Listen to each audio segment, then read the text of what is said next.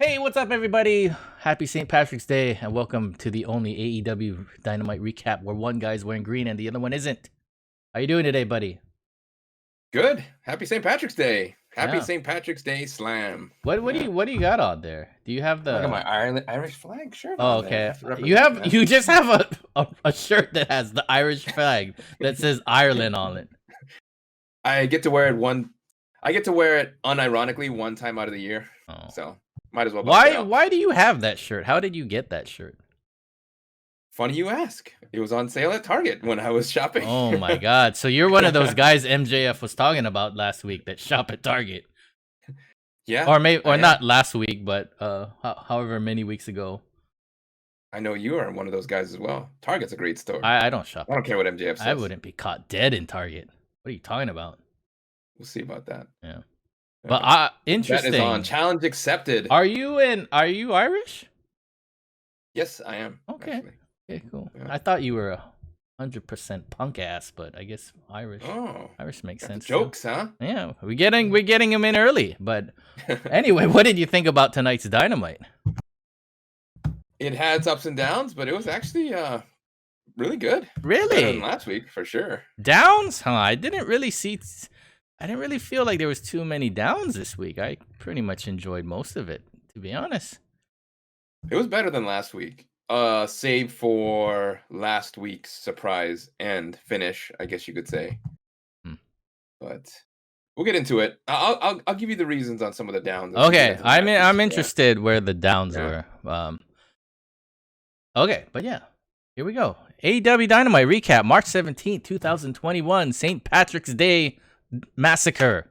Nah, that's not what they called it. But anyway, at the beginning, we've got MJF and the J. Crew show up in a private jet and get in a limo. They're all wearing nice suits, all dappered up, ready to go. They get out of a jet and get in a limo. So first up, we've got Penta versus Cody. And Penta with Alex is his translator now. I guess he's like the official translator of Penta. And he says that he's going to break Cody's arm and make him take early paternity leave. So I guess, I don't know. Is Penta not part of the Death Triangle anymore? Yeah, I don't know. They didn't really address that. Because it's quite obvious that Phoenix and Pac are good guys now. But Penta very much isn't. So Phoenix and Pac are good guys now? Don't you feel that way? The way they're presented, and Phoenix wrestled Angelico. Yes, that is a good point. He did wrestle Angelico tonight. But the Young Bucks are the good guys in this, aren't they? Unless there's a swerve coming somewhere. I want to say that Phoenix and Pac are also good guys, but with a name like Death Triangle, how could they be bad? I guess we'll see. But anyway, they start out brawling. Cody in his Christmas colors. He's got red tights and the green Nightmare Family t-shirt, I guess, which I'm sure is on sale. Didn't check, but I'm sure it is. So Penta hits him with a bunch of slaps, and Cody takes them all. He fires up, he hits a slam, but Penta hits a sling blade. It's a backstabber for 2, and the announcers are really implying here that Penta is being lax with his covers and I guess not taking the match too seriously. So they go back and forth. Cody hits a disaster kick, sending Penta off the apron. Then Cody hits a dive. Cody hits a destroyer and an Oz cutter. I refuse to call it the Cody cutter. Bunch of reversals. Cody hits a crossroads, but only gets 2. Then Cody hits a vertebreaker and only gets 2. And then Penta hits his knee on the ring post. Cody puts on the figure 4, and Penta gets the ropes. And then Penta snaps Cody's arms, and he's like, ah, ha, ha, ha, and he starts posing and taunting the camera. And then Cody immediately, not even half a second selling his arm, he just immediately shrugs it off, and he goes for a sunset flip. And that gets the 3. And, okay, before we get to after the match, what do you think of the match? I thought the match was pretty good, but the finish came a little out of left field for me. I wasn't necessarily expecting it to be won by a finisher, but like you said, Cody just turned it around and did a sunset flip, and it's over. It's kind of weird. He hits Crossroads, gets a 2. He hits a vertebreaker, gets a 2. Then he puts on his figure 4, Penta gets the ropes, and then he just beats him with a random ass sunset flip. Like, huh?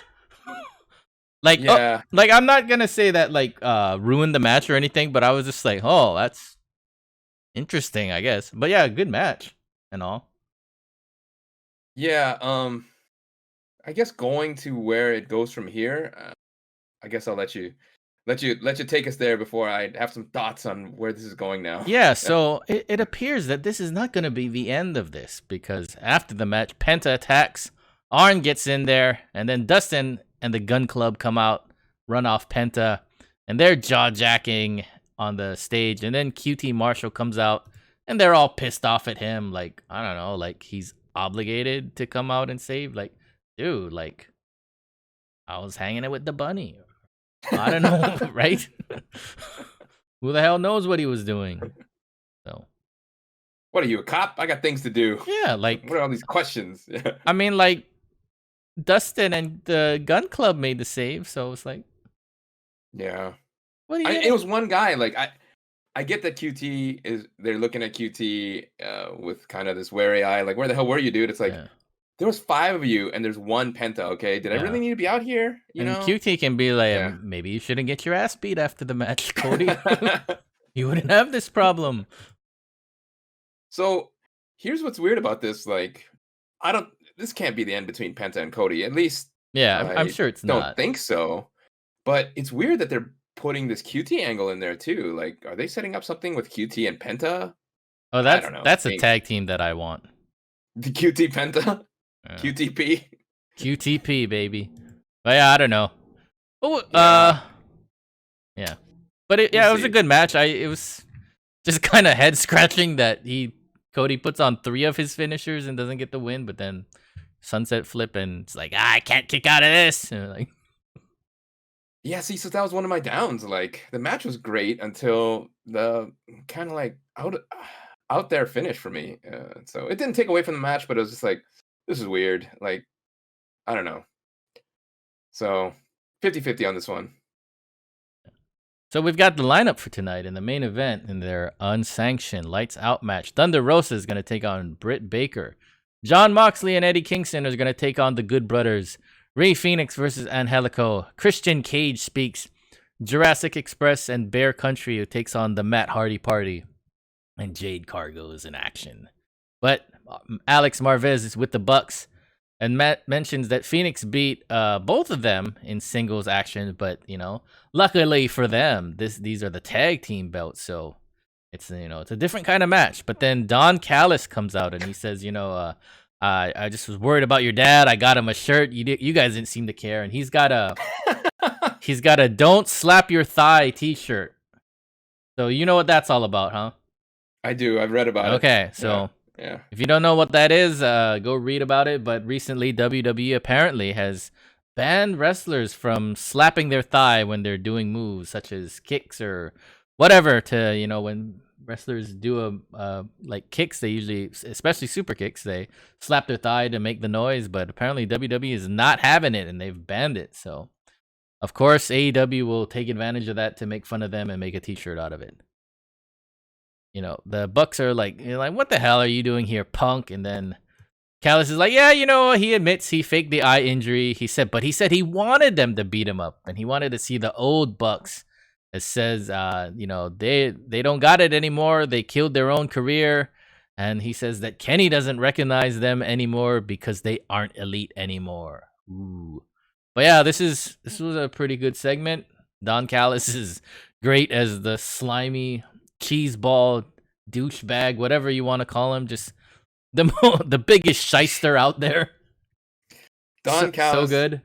Don Callis should be in every promo. They should just find a way to work him into every promo. He was so good in this. Like, I couldn't stop laughing. Like, he's so good, like you said, being that shyster, slimeball, dirtbag, whatever you want to call him, and he works so well that I can't really tell if he's really acting or he's just really that good, He's probably like all great wrestling characters. There's a good amount of their real life in there.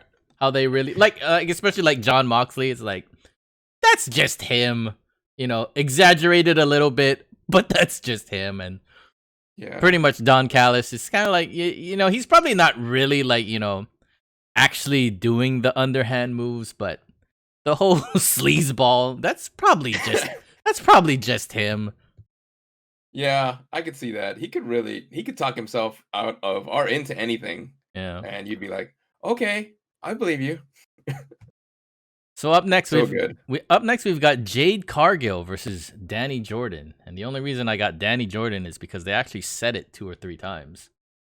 Yeah. Normally when it's like Cody versus a guy, they're just like, "Oh, Cody hit him with the crossroads," and it's over. So but they actually mentioned Danny Jordan's name, but she does not last too long either. In fact, I probably talked longer than the match. So Jade beats her ass, hits a release German suplex. Then she hits her move that she beat Red Velvet with a couple weeks ago, and it's called the Jaded. And that was short and sweet, exactly what it should have been. Jade Cargill looks impressed again. They showed, and then real quick after the match, she goes into the crowd. She starts jaw-jacking with Red Velvet. And then Red Velvet's ready to go, but the crowd holds her back and the ref holds Jade back. So anything you want to add about this? It was perfect for what it was. It was a good squash. It shows that Jade is, at the peak. She's a peak performer. And it sets up, long-running or potentially long-running feud with Red Velvet, which is good. So I'm all for it. It was good. Yeah. Like this. So they show highlights of last week's betrayal that MJF portrayed on the Inner Circle. And they mentioned that last year we actually saw MJF and Shawn Spears gambling together in the crowd. Something I remembered once they said it, but I did not, think about that until they actually mentioned it. I was like, oh, wow. I wonder if they had this in the plans all the way back then. I'd believe it either way. But they come out and Tully's on the mic and he runs down the beatdown of the Inner Circle. He says that makes this group the baddest in AEW and they're at the pinnacle of this sport. And he says the Inner Circle was the greatest group, so now they're the greatest group, and they're gonna finish.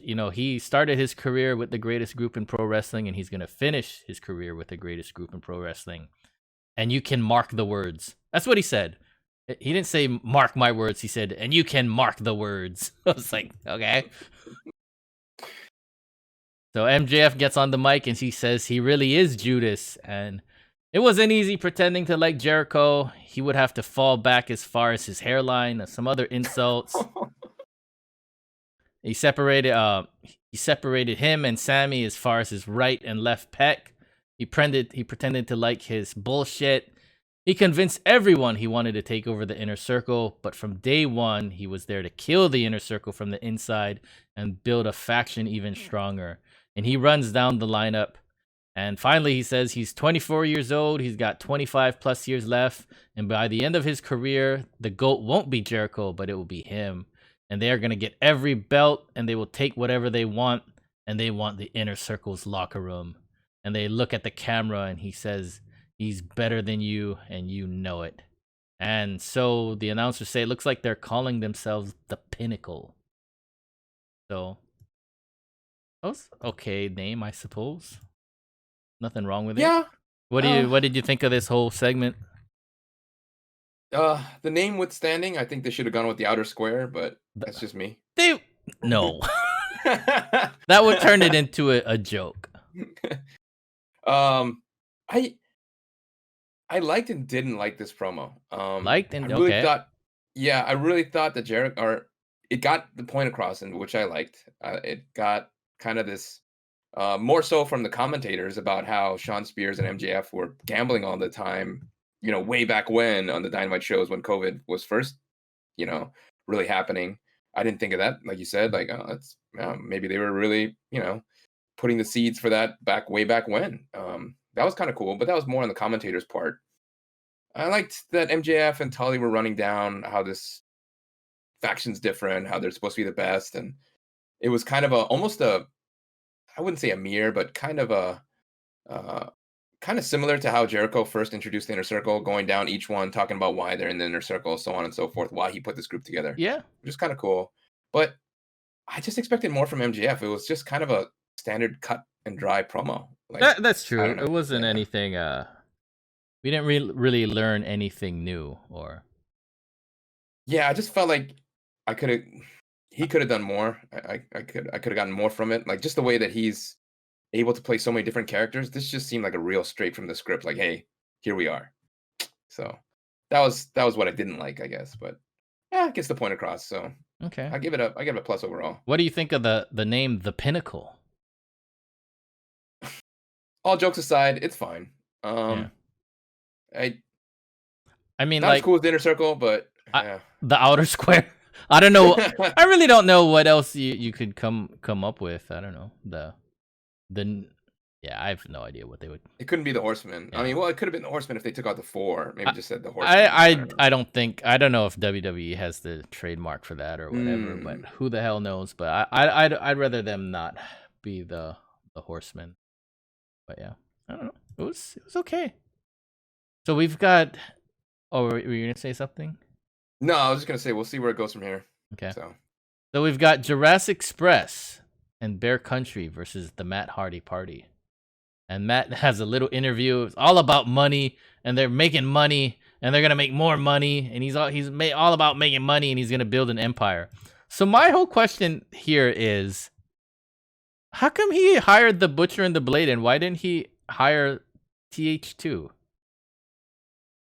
Yeah, that's a good point. He was paying them off. He was paying them off for weeks, right? Yeah. Against Hangman and the Dark Order, and then he's just like, I'm gonna hire the Butcher and the Blade. Oh, he does mention that he hired the Butcher and the Blade because Eddie Kingston went soft. It's like, okay, like I mean, I don't really know why the Butcher and the Blade would just all of a sudden stop being friends with Eddie Kingston. Yeah, it's not like they had any beef with Jon, right? No, I mean they did, but but at the same time, it's like. They had beef with Jon because of Eddie, though. Yeah, because of Eddie. Yeah. So it's like now that they're friends, it's like, okay, well, I'm not gonna be friends with you anymore. We're not even gonna acknowledge it on TV, except for Matt Hardy of all people. Yeah, I know. Kind of an odd couple, huh? Yeah. Or so quintuple. I don't know. What did you think of this match? Disappointing. Yeah, other than the gin and juice on Marco. I love this match. What are you talking about? You love this match? Just for the exact same thing you just said right there. I really thought it was kind of sloppy. Like, I get that there was supposed to be a miscommunication between Bear Country and Jurassic Express. That part felt really forced. Yeah, it just felt like it felt too sloppy. Like even for sloppiness sakes, they didn't know how to be sloppy. It's like, do you slip on a banana peel here? Or do I slip on a banana peel here? I forgot. Okay. So Marco's gonna start, and when Matt Hardy sees this, he's like, oh no, I'm starting the match now. And so Marco mocks the Hardy pose, and Matt Hardy grabs him in a choke, and I'm just like, oh god, I want him to choke slam him to China right here and there. But Jungle Boy tags in, and he hits a drop kick onto Marco while he's being held up by Matt. And then it's on. For some reason, this is like, oh shit, it's on. So all of Matt's boys jump in the ring, and there's a big old brawl. And then Jurassic Express and Bear Country clean house, and they pose. And then Bear Country tosses Marco onto the outside, onto all the bad guys. And Jungle Boy and Luchasaurus, for some reason, do not like this. And they're like, what the hell are you doing? It's like, dude, they like use Marco to hit offensive moves on the bad guys. Like, what's the problem here? But they're like, I don't know. Jungle Boy and Luchasaurus are not having this for some reason. So at this point, I was kind of predicting that maybe Matt tries to pay off Bear Country, and then they'll turn on Jurassic Express. But that didn't happen. They go to picture-in-picture. We're back from the break. Luchasaurus is beating up Private Party.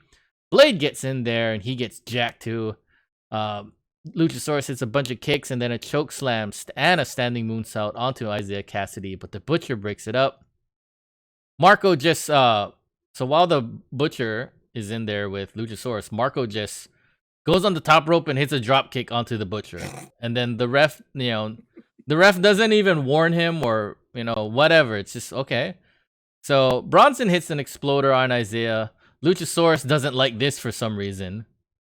And then Marco tags himself in by slapping Bronson in the face. If I was Bronson, I would have just murdered this clown right here and there. But Marco tries to get in there and tries to do his thing, but it doesn't work.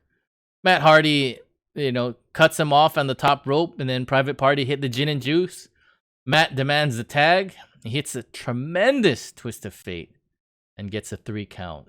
Marco eats the pin. All is right with the world. This is the best match ever. Gin and juice and a twist of fate on Marco. It doesn't get better. I don't know what the hell you were watching, but this was awesome. At least that part. That part was, I said, other than that, the match was like, I don't know where they're going with this, man. Like, it almost seems like they're setting up Jurassic Express to fight Bear Country more than they are. I mean, that's gotta be where they're going, right? Yeah. Or what is even the point? Yeah, but it's odd because they have a common enemy in, like, I guess Hardy Party, but they're gonna beat each other up instead. Oh. Whatever. Yeah, we'll see. It seems like Hardy's parties is like, I don't know. So you finally adopted my name for them, huh? No, I always agreed with the Hardy Party name.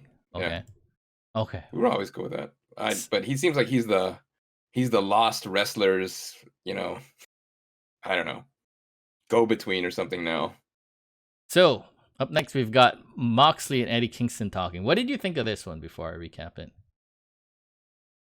Not as good as I thought it would be, actually. Yes, I thought this was like one of the weaker Moxley and Eddie Kingston interviews. Still a 9 out of 10, but they're always hitting 12, so them hitting a 9 is kind of almost a letdown, I would say, but not really. But yeah, that's a good point. They always hit grand slams, so this is more like a home run. So it's weird. So Mox is not in a good mood. He should be in a hot tub with a Mai Tai, but now he's going back to war. And the problem is the Good Brothers.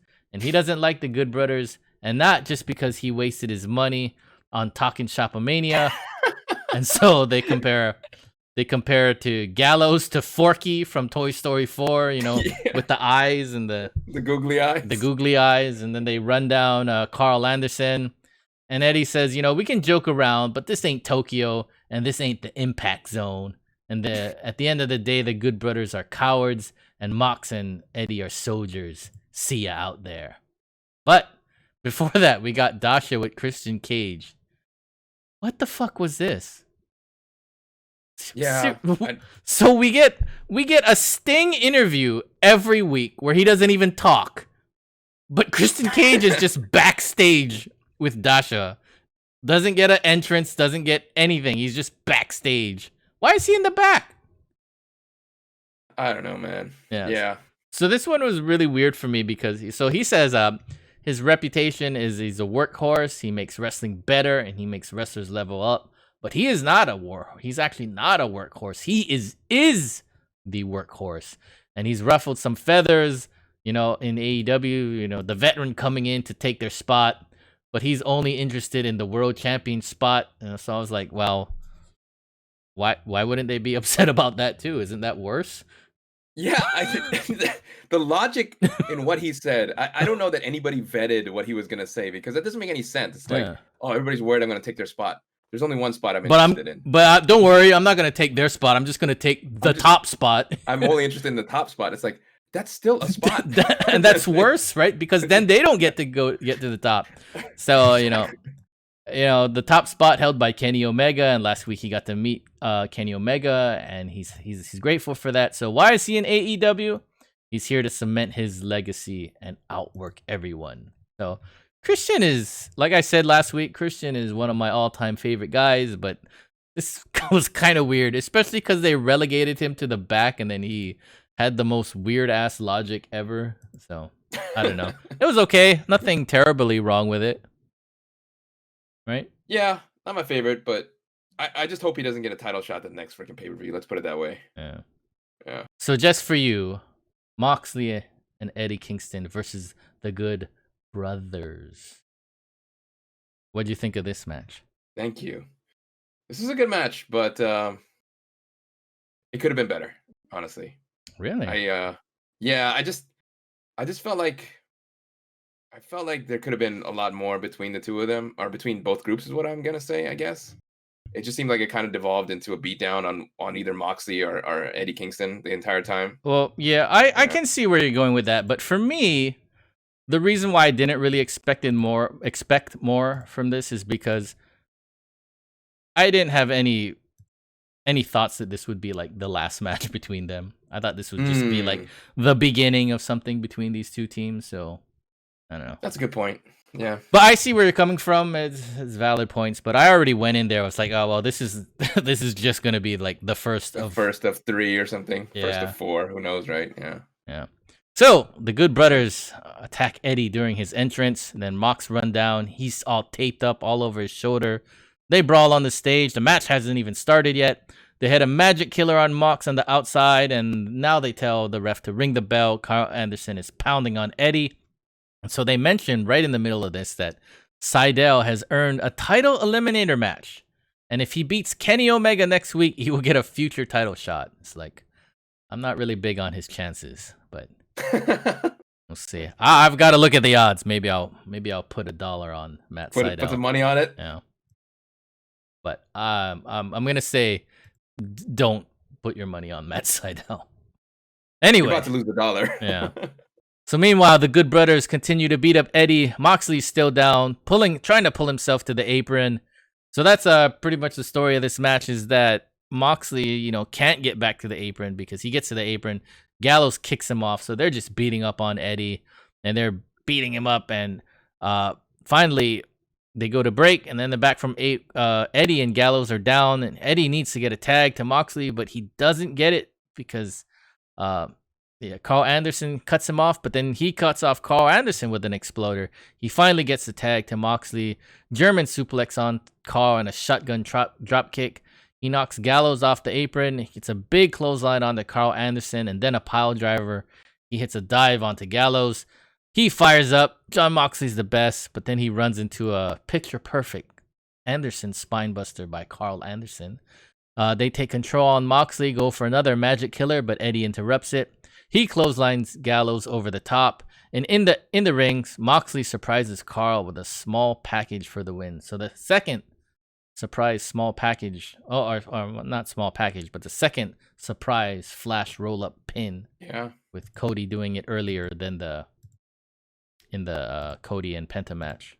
But yeah, anything else you want to add about the match till we go over what happened after the match, which was a little more important? I think you hit all the points. The after the match was pretty important, though. Yeah. So the Good Brothers attack after the bell, and they beat up on Moxley. And then finally, out comes Kenny with a chair. And did you notice this? This was probably the best part. Did you notice this? So Don Callis synchronizes his when Kenny gets into the ring. when they went to the ring together, he synchronizes so they get into the ring at the exact same time. I don't know why that was so good, but it was. I was just like, oh god, this was so weird. That was a weird thing that happened. I was like, did they synchronize getting in the ring? Yeah, okay, I guess that's kind of funny. It's the little things that make it count. So Eddie knocks Kenny off his chair, but then he gets beaten down by all 3 men, and he gets hit with a magic killer. And they put Eddie's leg in the chair, and Carl stomps it from the second rope. And Kenny shakes the ropes like the Ultimate Warrior. And they put Mox's head and neck into the chair. And the Young Bucks come out to interrupt. Kenny goes up top, but then Matt blocks him.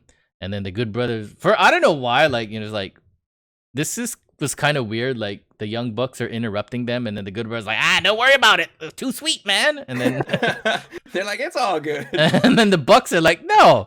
And then Kenny's like, no, yeah, that's too sweet, dog. And then the Bucks are like, no. So the Bucks start to leave, and then Kenny spins Matt around, and he's like, come on, man, you gotta do it. And then the Bucks look like they're thinking about it, but then they leave.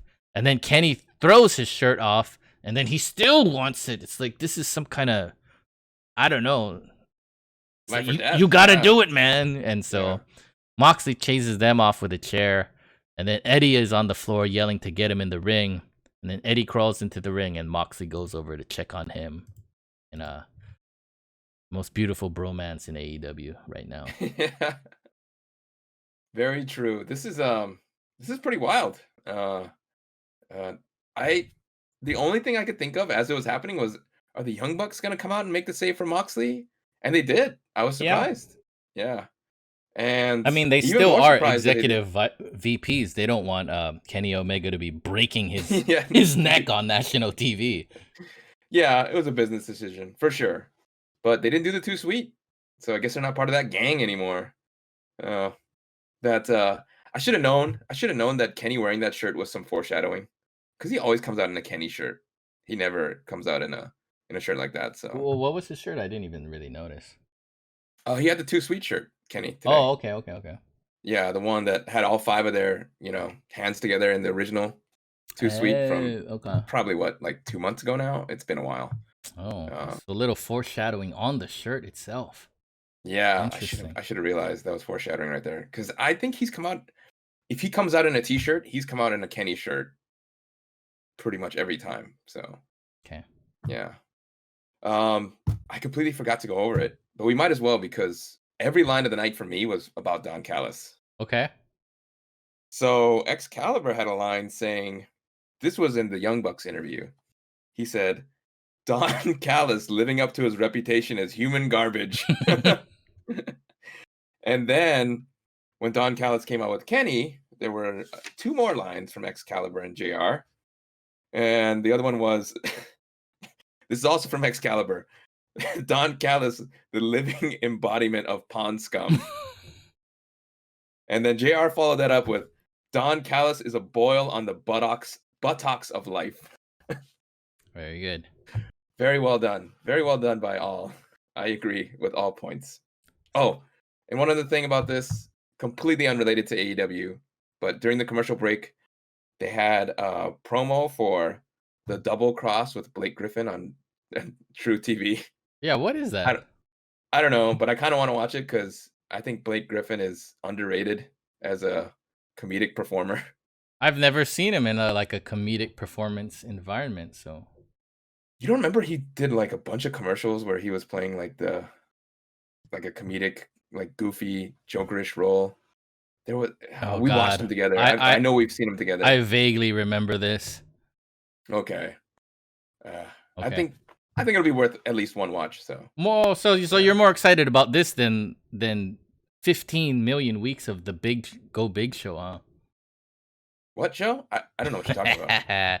Oh man, never heard of this show. Okay, so up next we've got the weekly Sting interview where he doesn't talk, but this week Darby's there too. So I mean, I'm not exaggerating. This really is the weekly Sting interview where he doesn't talk. He did not talk at all in this interview.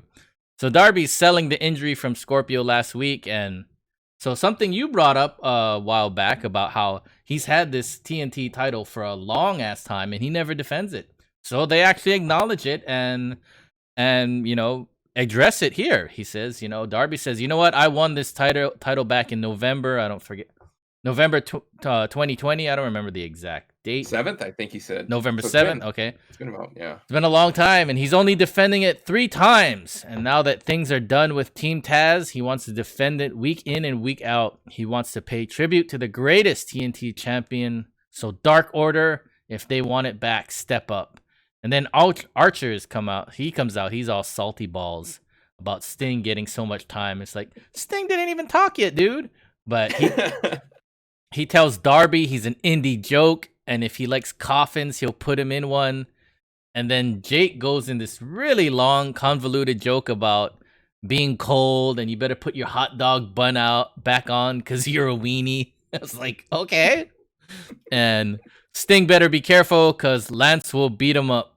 And so we're like, okay, well, I guess now Sting is actually going to talk this week. Tony apologizes for that. But whoa. Out comes Team Taz. And before Taz starts talking, Cage grabs the mic and he goes up to Sting and he says, after that street fight, he tells Sting that he respects him and Starks is wrong. With or without the bat, he is the icon. And Team Taz is like, what the fuck, man? Like, what are you doing? Why are you paying respect to this guy? And then Cage just walks off. And that's the end. So Sting did not talk in this interview. This has got to be like a meme, or this has got to be some kind of inside joke, or I don't know what they're like referencing here, but not that I'm complaining. I think it's funny. I always enjoy Team Taz coming out, but the weekly Sting non-interview. Yeah, he comes out every week and then he doesn't talk. Yeah. Anything you've got to add about this? So it looks like is Brian Cage gonna become a good guy, or is this all a clever ploy to make Sting trust him and be friends with him? I mean, if you've gone over Sting's career, he is quite gullible, especially if your name is Ric Flair or Lex Luger. He'll just believe in the goodness of your heart, and you can betray him. So I don't know. Is this another one? Was Brian Cage doing this, or do you think he's being genuine here?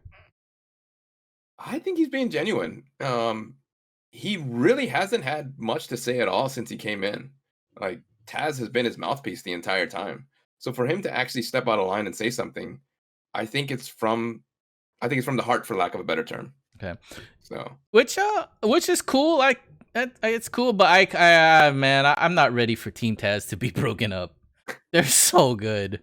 They're one of the best things on AEW, and it'd be unfortunate if Team Taz splits up, but would be excited to see Brian Cage in a good guy role. That might be pretty cool. Yeah, I could go either way. You're right. Team Taz is so good together, but I'm all on board with Brian Cage being a good guy too. It's funny that these Sting non-interviews bring out so much more than just Sting not talking. We got Darby with the Dark Order. We got Lance Archer. We got Team Taz. None of this actually like goes back to Sting, other than Archer kind of wants a match with him, but everything else is like totally unrelated to Sting. Even though it's just in the middle. Even though it's advertised as a Sting interview. Yeah, but, he's like Archie in the Archie comics. Everything revolves around him, but he doesn't really do anything. Oh, okay. Yeah. I don't know. I'd never really read Archie comics. Archie plug, I guess. Yeah. The only one you'll see on any wrestling podcast. What, Archie references? Yes. Okay. So next up we've got Fenix versus Angelico, and he doesn't even get an entrance. Poor guy.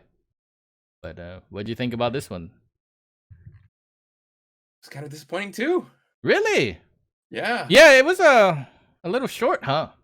Yeah, it didn't help that there was a commercial break that took up the majority of the match. At least half the match, and it felt like they were out of touch. These guys are great workers. They're high flyers. They can pull off some crazy moves. But it just seemed like they were not in lockstep with each other. I could be wrong, but it seemed like a lot of missed cues, kind of. I wouldn't go so far as to say that. I think it's more of they did it.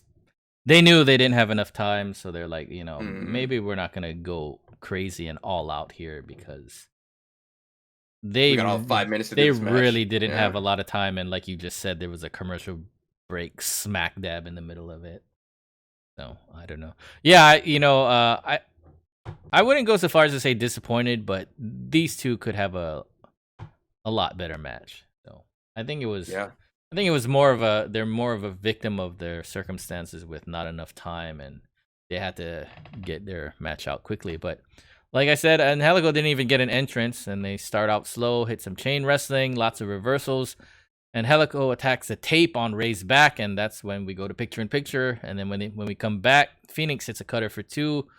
Angelico eventually locks on the Navarro death roll, but Phoenix immediately gets the ropes. I like these. I really like these when somebody hits their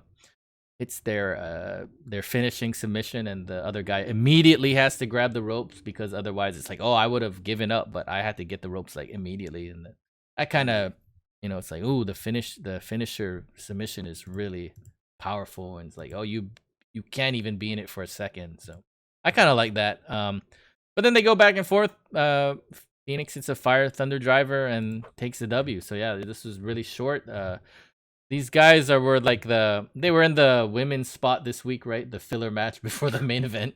It just so happens the women were the main event this week, so we had to throw something out there. That's true. Yeah. It's usually the women that are the last match before the main event. Yeah. Other way around this week. Yep. So this next part, we talked about this next part before we even started this. This was tremendous. Although it was kind of, I don't know. But anyway, Marvez is in the back, and he tells Miro that Chuck and Orange Cassidy have challenged them to another match. And Miro has the same reaction, and he says it in the exact same cadence that I was thinking in my mind. Why? And Miro says he's over it, but then Kip comes in and he says he's not, and he mentions Penelope's wedding was ruined, and Miro accidentally knocked her off the apron, and Miro says, "You know what? I don't care about your wife. You know, I'm disappointed in you. You think, because winning the match is more important than your wife. And trust me, having your wife at ringside is the worst idea." Wink, wink. So it's his destiny to be the world champ. And outside the ring, they're still friends. And he walks off, and then Marvez says to Kip, "So what, you guys accept or not?" And he kind of says this kind of aggressively to Kip for whatever reason. And Kip's is like, "Yeah." And it's like, yeah, I don't know if that's how it works. It's like Miro didn't. Doesn't Miro have to accept too? Yeah, doesn't he have to accept too? But it's like, okay, but I guess we're getting that match. So I guess this is where Miro can eventually turn on Kip and destroy everybody, hopefully. And then hopefully Miro, that'll be the end. I didn't think of it until you recapped it just now, but Miro is totally Tommy Lee Jones's character from The Fugitive. I don't care. I don't care. It's like, you hurt Penelope. It's like, I don't care. Yeah. So good though. When he turned around and told Marvez, "Why?" Why? Oh, that's what I was thinking. I was like, why? And he said it right when I was thinking it too. It's like, yes, Miro. That's what everyone at home, the television viewing audience, the consumer is thinking. You, why? The consumer, the AEW fan. Why? So, I like the streak of Miro. I hope he destroys everyone. Yeah. But he can't. So well, except Penelope. Oh, that's true. But he can't win because there's no way Chuck can be his butler for life. Yeah, so I mean, it's gonna be a thing where Kip loses the match, and then Miro's just like, this dude kills everyone. Decides to kill Kip and the best friends, and the best friends after the match. Yeah, and the Gun Club, and Marco. Yeah, just throw them all out there. He's just fine. Oh God, Miro versus Marco. I would pay $1,000 to see that. Book it, AEW, book it. So we've got the lineup for next week. We've got Nyla Rose versus Ty Conti. FTR and Sean Spears are going to take on the Varsity Blondes and Dante Martin. Darby Allin challenges the Dark Order to a TNT title match, and so Marvez, right off his interview with Miro and Kip, not 10 seconds earlier, he teleports into the Dark Order's locker room. And Negative One says it's going to be me, and then they're like, no, you got to wait like 10 years. So they picked John Silver. So it looks like John Silver is going to take on Darby Allin next week. That should be really good. And then Kenny Omega versus Matt Sydal. And if Matt Sydal wins, he'll get a future title shot. Don't bet on Matt Sydal. And so we go to the back and we see MJF putting the Pinnacle plaque on the Inner Circle locker room. And they go in. And the locker room is empty. So it's like they've essentially taken over an empty locker room. Like, that's not really that badass to me. So it's just that easy, huh? Yeah. You just put your name on someone else's put your name on the other locker room, especially when they're not there. So it's like, okay, whatever. So basically, you can never leave your room if you ever want to keep it. Yeah, the Inner Circle actually, they didn't even show up on this show. But next up, yeah, I guess that makes sense. We've got our main event of the evening. Justin Roberts explains this is a lights out match. It's unsanctioned. There's falls count anywhere. There's no DQ. Anything goes. Crazy. So this is Britt Baker versus Thunder Rosa. And they replay some of the history between the two. And it's mostly just clips of Britt and Reba beating up Thunder Rosa. So I thought that was awesome. But before I recap this, what did you think of this match? I'm not really a fan of hyper violent matches, and let alone women involved in them. But this is match of the night, man. For me, it was a banger of a match. It was crazy, and gotta say, I have a newfound respect for both of them. Not that I didn't before, but we'll get into it. But man, crazy match. Yeah, this was very good, a very fitting main event. Definitely a pay-per-view worthy match, if you want to say. This was tremendous, and yeah, we'll just get into it. So Reba gets involved immediately with the crutch. Rosa goes after her, but then Britt hits a spear through the ropes. So we're already off to a good start. Britt hits an air raid crash onto the stage. And then Britt attacks Rosa with a chair. And then we see Sheeta is watching from the back. And then Britt is talking about how she's the DMD to the camera. So Rosa grabs a chair and attacks. And then she also takes Rebel 2 out with the chair. And then so they brawl into the crowd. And so Thunder puts Britt onto a chair. And then she tries some kind of move.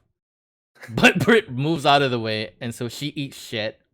And then Excalibur says it was a flipping senton, but I call BS. I don't know what the hell she was trying to do. And then they show Jade in the crowd, and she likes the match. She's smiling, so that was a neat touch too. Britt and Rebel set up the table. Britt stomps Rosa while she's trying to make her way up the steps, and Britt tosses a bunch of chairs in the ring.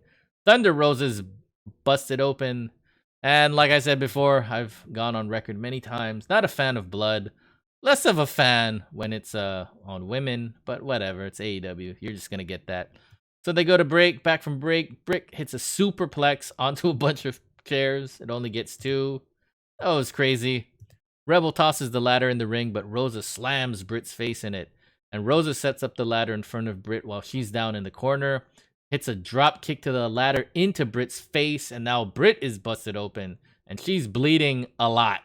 Like, a lot more than Thunder Rosa. She's pretty much covered all over in blood. Thunder Rosa bites Britt's bleeding head. That was gross. Yeah. I mean, I know she didn't really do it, but I mean, we're supposed to believe that she did that. I was like, that's kind of gross. Britt hits a... Why would anyone go for that move in real life? Yeah. I'm going to bite that open wound on your head. Yeah. Like, Britt hits a flatliner into the ladder. Britt is completely covered in blood now. Thunder Rosa hits a DVD off the top of the rope through a ladder. Looked like she landed awkward on her right leg. It was like, I was like, damn, good thing she didn't like bust her knee or something on this one. But then Britt hits a DDT on a chair, then a curb stomp on a chair, but that only gets 2. And then Britt puts the gloves on. She gets a bag of thumbtacks. And I'm like, please don't do this. But of course they do. So she goes for a swing and neck breaker, but Thunder Rosa counters. So before she can do anything, Rebel comes in. Thunder Rosa counters Rebel. She drop kicks Rebel, and she eats it into the table that was set up on the outside. Thunder Rosa hits a power bomb onto the thumbtacks. But that only gets a 2 as well. And Britt counters into the lockjaw. But then Thunder Rosa rolls her back onto the thumbtacks. It's like, ow. And then she sets up Britt. She hits the Fire Thunder driver from the middle rope through a table on the outside and gets a 3. And after the match, she's so emotional. Thunder Rosa cries. And yeah. Holy crap. And Britt is out cold. And yeah. This was spectacular. I really feel like Britt should have won. Britt's an AEW wrestler. I feel like she has more star power, more presence, better character. And even though she's a bad guy, I feel like she's more likable than Thunder Rosa. So I thought Britt should have won, but hey, whatever. This was a really good match. Can't complain about seeing a really good match for free on TV. So whatever. I won't. Not gonna bitch about that. So I don't know. Like NWA is actually starting up back pretty soon. I don't know if that means Thunder Rosa is gonna be gone or what's the deal here. But I'm assuming that she should get a shot at Sheeta after this. I mean, yeah, that would make sense. Probably, one of the best women's matches, and even one of the best just matches period in AEW. So Yeah, I Yeah. would guess that she's in line for Sheeta, but I don't know. With NWA starting up, I have no idea if she's gonna stick around or not. I'm assuming Good point, so. man. I'm assuming so Yeah. because if she was just gonna leave back to the NWA, I don't know why they would let her get a win here. Yeah, that would make sense. They wouldn't let her get away with a win like this if she was just gonna leave, right? This is a crazy match, man. You bring up a good point. This is one of the best matches AEW's really put on, honestly. And man, it really raised the star power of Britt even more than it did before, even in a loss. I think she's going places for sure. And More respect to both of them. I don't have a Yeah, Britt Baker shirt, so the next best thing, yeah. rocking the Adam Cole shirt this week. Man, can you imagine if you were him right now, though? I'd be losing my mind if that was my Why? girlfriend, fiance. I mean, like, She you got know power what you bombed into go- thumbtacks. Yes, right? Like, you know, I mean, Adam Cole's a wrestler, professional wrestler. He's been in the business for many years. He's done some crazy matches himself. So he knows what his body goes through. And to see your loved one doing that, let alone your girlfriend, fiance, or I'm assuming girlfriend, right? Still girlfriend? I have no Uh, idea. yeah. I know they're together. That's about the extent. Yeah, it's like, None of my oh man. business. But Yeah. So more credit to him. I'm with you. I thought maybe Britt should have won this one. Not maybe. I thought Britt should have won this one, but I have no problems with Rosa winning it either. Even though it felt like it was Britt's time, but yeah, respect to both women. Amazing match. Yeah. yeah. So that's the end of Dynamite, but not before the announcers tell us that up next is the Mummy, Tomb of the Dragon Emperor. I kind of wanted to watch that movie, but then we had to do this. So, I actually watched it before Dynamite. Oh, really? Usually, yeah. They usually play the movie before Dynamite and right after Dynamite. Oh, So, I've never actually seen that movie. How is it? it's worth a watch, but it's not worth a repeat viewing after what I saw. Oh, okay, okay. Once is enough. It kind of closes out the Mummy, I guess, trilogy. Not nearly as good as the first one. Isn't there another one after that? Scorpion King or No, no? I mean, like with Brendan Fraser. or Maybe I'm not sure. the one with Tom Cruise. Is that like a reboot? Oh yeah, Tom Cruise. That one was a reboot. Yeah, that Okay. was a reboot. What was that called? I think it was called The Mummy. Just The Mummy. It wasn't We called find out. The Mummy. Tom Cruise. Yeah, they just called it The Mummy. Okay. Yeah. So fine for what it was, but not worth a repeated viewing. Not like like Last Jedi or something. Oh, Yeah, I got that. that's another 18-hour show that we could go through on The Last Jedi, which we might do one day. Yeah, that'll be fun. That'll be fun. Yeah. Spoiler alert. We're not the biggest fans of The Last Jedi. No. Get out of here. But back on topic. AEW Dynamite. Final thoughts on this one? Thumbs up. Thumbs up. Okay. Great. Anything else? No, that's it, man. Okay. Happy St. Patrick's Day again. If you're watching this. Okay, on so the day. but if you are watching this, there's like I said, always say there's a bunch of buttons you can click on the bottom to make sure you don't miss us ever again and show us that you like us and want to see more or whatever. But yeah, they're all there.